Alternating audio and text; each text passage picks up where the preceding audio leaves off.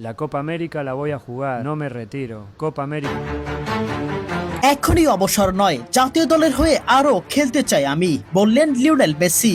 2028 Copa America খেলার পর নিজের শারীরিক অবস্থা ভালো থাকলে 2030 বিশ্বকাপেও দেখা যেতে পারে আমাকে। এক সংবাদ সম্মেলনে মেসি নিজেই এমন আভাস দিয়েছেন ভক্তদের উদ্দেশ্যে।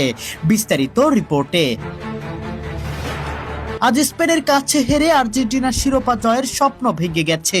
এই পরাজয়ের পর অনেকেই ধারণা করেছিলেন হয়তো এবার জাতীয় দলকে বিদায় জানাবেন লিওনেল মেসি। তবে সেই সব জল্পনার অবসান ঘটিয়ে মেসি জানিয়েছেন এই মুহূর্তে অবসরের কোনো পরিকল্পনা তার নেই। সংবাদ সম্মেলনে মেসি বলেন, যতদিন তিনি শারীরিকভাবে নিজেকে ফিট ও প্রতিযোগিতামূলক অবস্থায় অনুভব করবেন ততদিন আর্জেন্টিনার জার্সিতে খেলতে চান।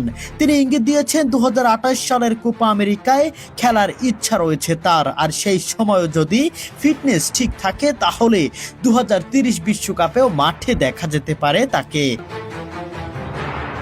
এদিকে বিশ্বকাপ ফাইনালে হার আর্জেন্টিনা ও তাদের সমর্থকদের জন্য অবশ্যই হতাশার। তবে এই কঠিন মুহূর্তেও মেসির এমন বার্তা ভক্তদের নতুন করে আশাবাদী করেছে।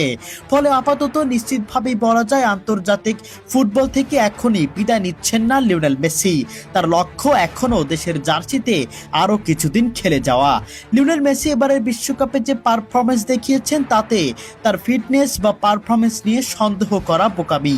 এখনও তিনি যে কোনো তরুণ, শক্তিশালী কিংবা নামি দামি ফুটবলার চেয়েও শতগুণে ভালো পারফরমেন্স করে চলেছেন।